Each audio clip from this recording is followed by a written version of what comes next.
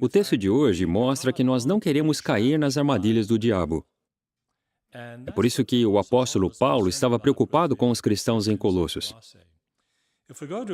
Abra a Bíblia em Colossenses e veja os conselhos que Paulo deu a eles no capítulo 2, versículos 6 e 7.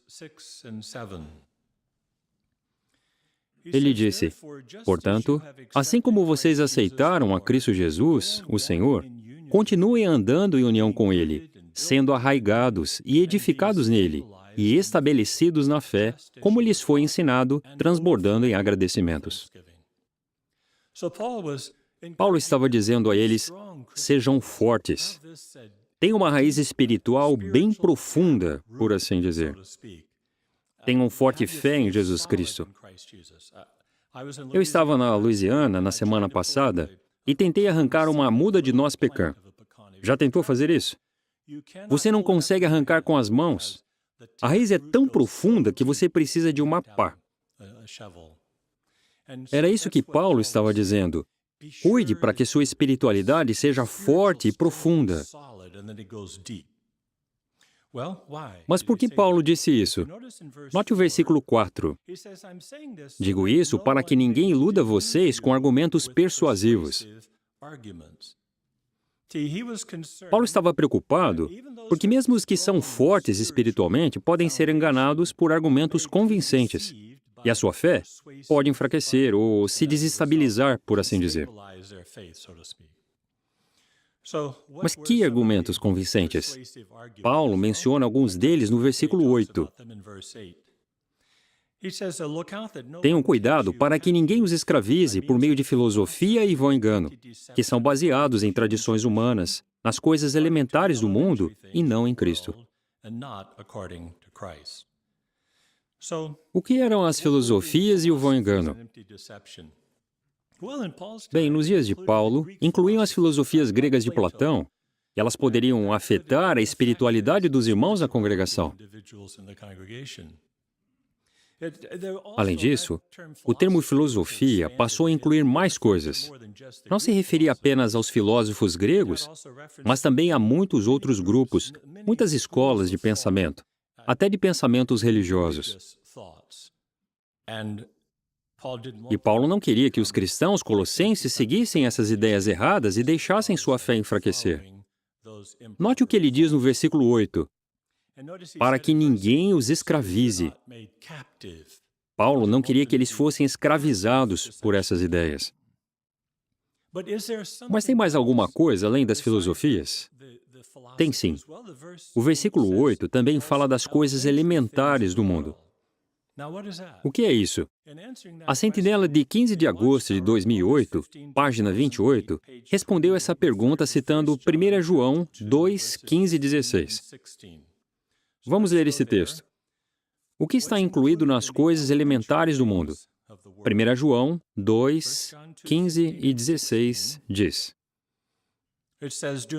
não amem nem o mundo, nem as coisas do mundo. Se alguém ama o mundo, o amor do Pai não está nele. Porque tudo o que há no mundo, o desejo da carne, o desejo dos olhos e a ostentação de posses, não se origina do Pai, mas se origina do mundo. Assim, a Sentinela fala disso, não apenas como pensamentos religiosos que podem enfraquecer a fé, podem incluir os desejos da carne. O pensamento imoral do mundo pode nos afetar espiritualmente.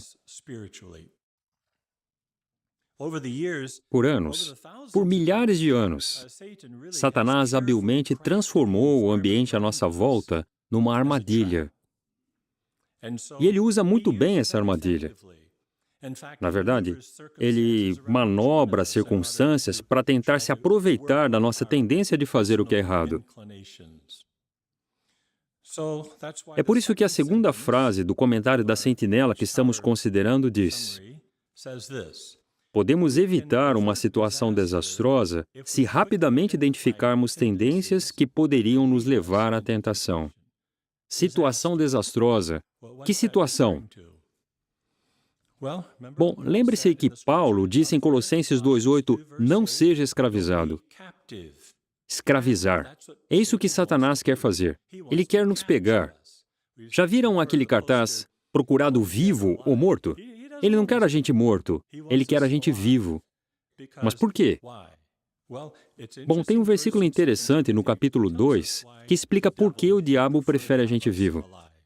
2 Timóteo 2, versículo 26. Dessa forma, cairão em si e escaparão do laço do diabo, pois foram apanhados por ele para fazer a sua vontade. Alguém morto não pode fazer a vontade de Satanás. Por isso ele quer nos pegar vivos, ou nos escravizar para fazer a vontade dele. Então a pergunta é, o que fazer para não sermos pegos nas armadilhas de Satanás? Bom, uma frase no comentário diz que precisamos identificar rapidamente tendências. Mas onde as tendências começam? A sentinela de 1º de agosto de 1996, página 12, parágrafo 12, diz: ações que não são santas não são apenas algo espontâneo ou sem base anterior. São resultado de ideias aviltantes que ficam no coração. Foi isso que aconteceu com Judas. Ele tinha uma raiz espiritual bem profunda, por assim dizer. E pelo visto, quando Jesus designou Judas como apóstolo, ele não sabia que era Judas que ia traí-lo. Em algum momento no ano 32, Jesus disse aos seus apóstolos: um de vocês é um caluniador. Parece que naquela ocasião, Jesus já sabia que Judas seria o traidor. Como era perfeito, Jesus pôde identificar isso pela maneira como Judas agia. E a Bíblia diz que por Judas ter agido de acordo com seus próprios pensamentos, Satanás entrou nele. Em outras palavras, a partir daí Judas ia fazer a vontade de Satanás. Mas antes disso acontecer, Judas deve ter permitido que algum pensamento errado tomasse conta da sua mente e coração. Que pensamento? Talvez envolvesse uma inclinação para o mal, como ganância, orgulho, hipocrisia, engano. Em algum lugar lá no fundo, tinha algo que não era certo, que ia ofender a Jeová. E Judas não se livrou disso. E veja o que aconteceu com ele. Mas e nós? O que temos na mente e no coração? Pode ser que hoje a gente tenha uma raiz espiritual profunda. Já estamos, na verdade, há muito tempo, em Betel, há muitos anos. Ou pode ser que você seja jovem e esteja bem com Jeová no momento. Mas todos nós temos que lidar com esses pensamentos errados. Por exemplo, pode ser que a gente fique planejando alguma coisa na mente e no coração, talvez onde vamos tomar a próxima bebida. Pode ser que um pensamento mau contra alguém não saia da nossa cabeça. Talvez a gente fique pensando num jeito de ver pornografia, ou tenha um desejo errado por alguém do sexo oposto. Se esse for o caso, o que podemos fazer? Lembre-se de Isaías 30:21, que diz para ouvir a voz de Jeová atrás de você, dizendo: este é o caminho. Não ande no caminho de Satanás, mas escute a Jeová. Jeová dá tantas coisas que nos ajudam a lutar contra os pensamentos errados que entram na nossa mente e coração. Aliás, Ele nos orienta por meio da Bíblia. Pense em todos os textos que podemos usar para controlar qualquer tendência errada que a gente tenha. Jeová nos dá Espírito Santo. Jesus transmite a voz de Jeová. Ele faz isso por meio da congregação sob a direção do escravo fiel e prudente. Então, se nós não conseguimos nos livrar de uma tendência ruim, vamos buscar ajuda, antes que Satanás nos pegue para fazer a vontade dele.